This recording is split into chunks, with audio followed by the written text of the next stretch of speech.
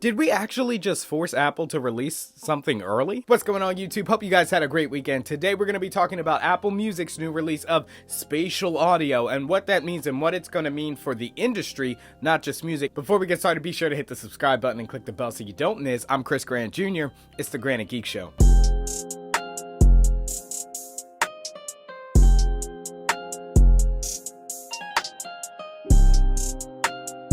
Okay, so today Apple, via their Apple Music YouTube channel, announced the release of new spatial audio features, 3D sound, that's going to be coming to Apple Music. Now, this is not necessarily to be confused with spatial audio that we had seen with the AirPods Pro and certain iDevices like the new iPad Pro and iPhone, where moving your head would create a different sound stage.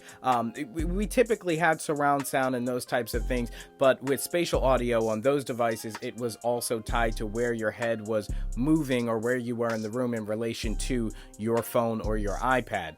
This will probably be more tied to the music file itself, and I would assume it would only count music that was already mixed and mastered in surround sound. I would imagine they would have to do something clever in order to make it all sound more uniform, because listening to stereo files and then listening to surround sound files might be a jarring experience for some music that is mixed and mastered in surround sound versus ones that aren't. Now, Apple claims that this is going to change music, and while it might be evolutionary, I'm not sure how revolutionary it would be. If you think about a lot of A-list artists, their music is already mixed and mastered in surround sound and stereo. They have all the files there, and so it'll be an easy change for most of the pop music on Apple Music. But for lower tier artists, they're going to have to start thinking about their music as it relates to surround sound and being able to have their files in surround sound and stereo and uploading WAV files for Apple Lossles. Now, that's another thing. Is this just like the big announcement, spatial audio, and then under there in the fine print, you'll see that it's also lossless files?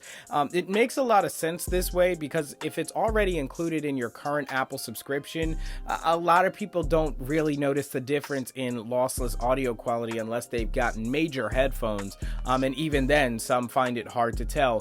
Taking a lesson from Tidal and how they really marketed and pushed their higher fidelity music files, but then they didn't really get that much of a return in terms of how popular it was with average listeners, your casual listener. I think Apple Music is not pushing or touting the lossless high fidelity music files. They'd rather push 3D audio and surround sound, because that's something that people are more familiar with than a lossless file type. With that being said, I can't wait to try this out. We don't have a release date yet. It still just says coming soon, but I'll be trying that out, obviously, with the new M1 iPad Pro to see what kind of surround sound mixing we can do as far as music. So if you're excited for that, hit the like button. That being said, of course, if you like the video, you know what to do. Like the video, subscribe, and click the bell so that you don't miss. Happy Apple M1 iPad Pro week, iMac week, Apple TV week. People should be getting their products very soon. In fact, we've seen some articles with some people claiming to have received their products early, so I still got to do some research into that and figure that out, but I'll keep you up to date. Thanks so much for watching, guys. As always,